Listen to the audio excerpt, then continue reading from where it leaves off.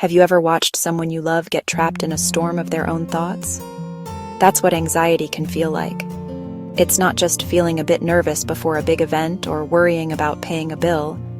It's a constant, overwhelming feeling that something awful is about to happen. Your heart might race, your palms might get sweaty, and your mind can feel like it's running a marathon with no finish line in sight.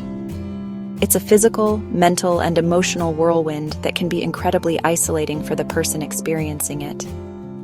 Understanding this difference is the very first step to truly being there for them. Supporting someone with anxiety is one of the kindest things you can do.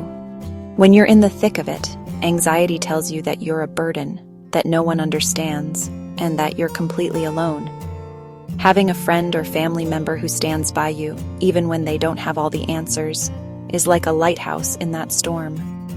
It doesn't make the waves disappear, but it gives you a light to focus on. Your presence, your patience, and your willingness to learn can make a world of difference. It shows them that they are seen, heard, and loved, even when their own brain is telling them otherwise. Imagine their mind is like a computer with too many tabs open at once. Everything is buzzing and loading slowly, and the system is on the verge of crashing. That's a daily reality for many with an anxiety disorder.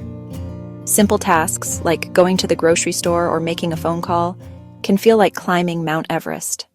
One of the biggest urges we have when someone we care about is hurting is to jump in and fix their problem. We want to offer solutions, give advice, and make the bad feelings go away immediately. But with anxiety, this can sometimes make things worse. When someone is spiraling, their anxious thoughts aren't always rational. Trying to apply logic to an illogical fear can feel dismissive. A friend of mine once described her anxiety as a tangled ball of yarn in her stomach. When she tried to talk about it, people would immediately start pulling at the threads, trying to untangle it for her, which only made the knots tighter. What she really needed was someone to just sit with her and hold the ball of yarn, acknowledging how tangled and messy it was. Sometimes just having someone witness your pain is more powerful than any piece of advice you could ever receive. So, how do you listen effectively? Use open-ended phrases that encourage them to share more if they feel comfortable. You could say things like, "That sounds really difficult. I'm here for you," or "Tell me more about what that feels like." This shows that you are engaged and that you value their feelings, even if you don't fully understand them. It's important to remember that you are a friend or a family member, not a therapist. Your job is to provide love and support, not professional treatment. Anxiety isn't always a random, out-of-the-blue event. Often there are specific situations, places, or even thoughts that can trigger a spike in anxiety. These are called triggers, and they can be different for everyone. Gently learning about your loved one's triggers can be an invaluable way to offer support. You can ask, "Are there certain things that tend to make you feel more anxious? I'd like to understand so I can help." Once you have an idea of what their triggers are, you can offer practical, tangible help.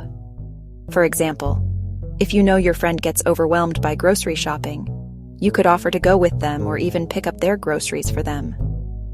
I remember a time when a friend was terrified of going to a doctor's appointment alone. Instead of just saying, "You'll be fine," I offered to drive her there, sit in the waiting room with a magazine, and be there when she came out. I didn't solve her medical problem or cure her anxiety, but I removed the obstacle of getting there alone. This practical gesture made the unbearable feel manageable. It showed her that her fear was valid and that she didn't have to face it by herself. Don't assume what kind of help they need. The best way to offer practical support is to ask directly. A simple question like, "Is there anything I can do right now to make this a little easier for you?" puts them in control. There are a few phrases that, honestly, are incredibly common to say to someone with anxiety, but can actually be very unhelpful. At the top of that list is "just calm down." While it's almost always said with good intentions, it can feel deeply invalidating to the person on the receiving end. If they could simply calm down, they would have done it already. It's like telling someone with a broken leg to just walk it off. Other phrases to avoid include, "You're overreacting," "It's not a big deal," and "Stop worrying so much." Instead, aim for language that validates their feelings without necessarily validating the fear itself. You can say, "I can see that you're in a lot of pain right now," or "This sounds really scary for you." Instead of telling them how to feel, you can help ground them in the present moment. When someone is having a panic attack or is in a state of high anxiety, they're often trapped in a future-oriented catastrophe loop. Ask them to name 5 things they can see in the room, 4 things they can feel, 3 things they can hear, 2 things they can smell, and 1 thing they can taste. This is a common grounding technique that shifts their focus from their internal chaos to their external environment. Another helpful approach is to encourage slow, deep breathing with them. You can say, "Let's try to breathe together. I'm going to breathe in for 4 seconds and then out for 6. By doing it with them, you create a sense of teamwork rather than issuing a command. Living with anxiety can feel like a constant battle, and it's easy to only focus on the hard moments. That's why it's so important to celebrate the small victories along the way. Did your loved one manage to make that phone call they were dreading? Acknowledge it. Did they go to a social gathering, even if they only stayed for 20 minutes? Celebrate that achievement. These small wins are huge steps forward. A simple, "I'm so proud of you for doing that today. I know it was tough," can mean the world. This journey of support is a marathon, not a sprint, and it's crucial to acknowledge the progress, both for them and for you. It helps shift the narrative from one of constant struggle to one of resilience and hope. Recognizing these moments helps build their confidence and can provide a much-needed morale boost when they're having a particularly difficult day.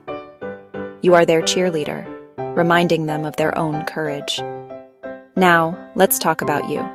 Being a support person for someone with anxiety can be emotionally draining. You are taking on a lot of heavy feelings, and it's easy to forget about your own well-being in the process. You cannot pour from an empty cup. It is not selfish to take care of yourself. It is essential. Make sure you have your own support system, whether it's other friends, a partner, or a therapist. Remember to set boundaries to protect your own mental health. It's okay to say, "I need to take some time for myself this evening, but I'll check in with you tomorrow." It's also okay if you don't have the emotional capacity to be their primary support in every single moment. Self-care isn't just bubble baths and face masks. It's about ensuring you have the energy to continue being the compassionate, patient, and loving support system your loved one needs. By taking care of yourself, you are ensuring you can be there for them in the long run, and that is a gift to both of you.